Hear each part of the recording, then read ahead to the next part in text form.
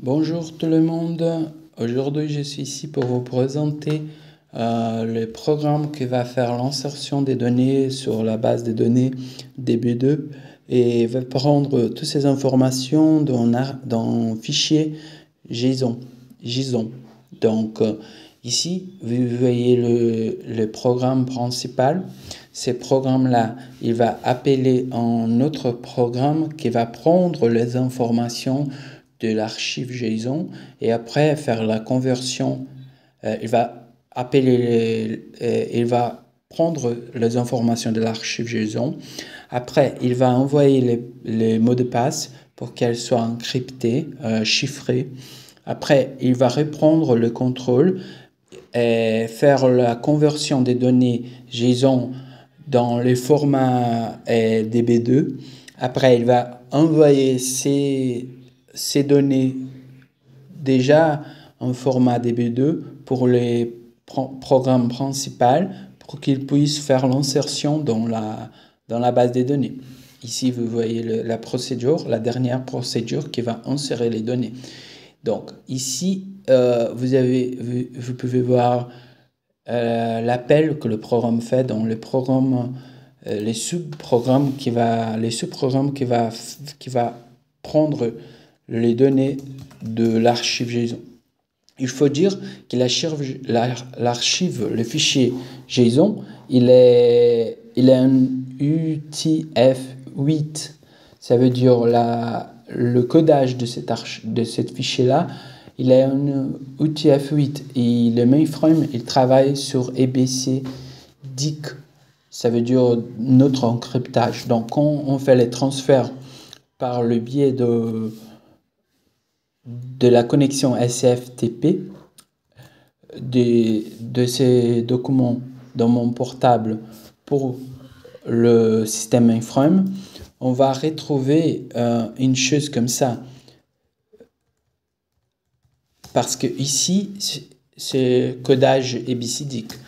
Donc, vous allez voir un document un peu bizarre comme ça, mais le hexadécimal, il est le même, parce que c'est le même document. Mais de toute façon, c'est pas un problème en vrai, parce que la fonction parse JSON, elles veulent que les données soient en UTF-8. Donc ici, comme on a déjà fait l'importation en UTF-8, il ne faut pas faire de conversion de codage. Il va prendre toutes les données, il va mettre ces données dans cette variable qui c'est en table. Ici, vous pouvez voir, la variable est une table qui occure, qui arrive 30 fois. Parce qu'il y a 30 employés à insérer. Ici, vous voyez, les déclarations de variables des tables il faut qu'elles soient toutes la même. Donc, WS implies, WS implies, WS implies table, WS implies table, les noms des variables sont les mêmes. Après, il va prendre toutes ces données, les 30 employés, il va faire une conversion de COBOL à DB2. First name, last name, adresse, ils sont tous variables, caractères variables, varchar. Ça veut dire qu'il faut informer à la base des données la taille de la variable. Donc, il faut rouler une procédure pour compter la variable et voir quelle est son taille. Je fais ça ici, par exemple, first name, on va compter les espaces. Et la variable, elle peut avoir 30, la taille 30. Donc, on fait la subtraction entre 30 et les espaces. Avec ça, on va trouver la vraie taille de la variable. Et donc, on fait le mouvement de cette taille à la déclaration de la taille dans les structures DB2. Après avoir fait ça, le programme va appeler le troisième programme pour faire le chiffrage de mots de passe. ici sur le programme de chiffrage, vous pouvez voir le nom ici, il va prendre 3 variables pour faire le chiffrage. Il va ouvrir le fichier qui va garder le chiffrage, les mots de passe enchiffrés. Je ne vais pas garder le mot de passe enchiffré dans la base de données pour donner un peu plus de sécurité à la procédure. Ici, il va prendre le user ID, ça veut dire le nom de l'utilisateur. Il va prendre la date d'admission. Il va faire un calcul. Donc, même si 2 utilisateurs choisissent un même mot de passe, ces mots de passe sera encrypté de 2 manières différentes parce que le user ID ne sera pas le même et la date d'admission non plus. À cause de ça, la sortie de mot de passe encrypté sera différente. On peut voir ici l'archive générée par ce programme-là qui fait l'encryptage. Ici, vous allez voir le user ID et après le mot de passe encrypté. Donc, pour faire le login, le programme va accéder à ces fichiers-là.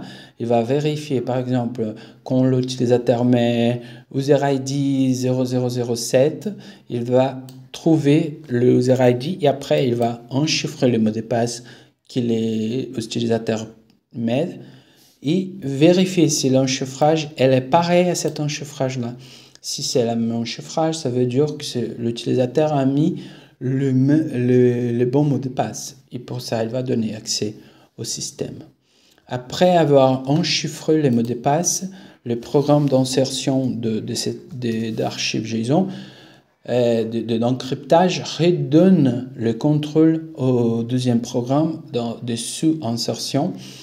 Ce programme va fermer l'archive JSON et renvoyer le contrôle au programme principal. Ce programme va prendre les informations déjà sur les formats DB2 et il va faire l'insertion. Ici, vous allez voir la déclaration de la table. ID, first name, last name, c'est la déclaration de la table. Après, vous allez voir ici la déclaration des variables sur les programmes. First name text, city text, tout ça. Et vous pouvez voir aussi que toutes ces déclarations des tables sont ici dans la DCLJ. Parce que la DCLJ, c'est une table qu'on utilise pour faire cette liaison entre la table de B2 et les déclarations en COBOL. Vous pouvez trouver tout ça sur GitHub. Ici, le COBOL programme, employee insertion, CryptPass, lecture JSON, main programme. Après la sortie des mots de passe encryptés et les fichiers JSON en soi. Il est tout là, tout bien écrit, documenté. Dans la prochaine vidéo, je vais vous montrer une insertion XML. Merci.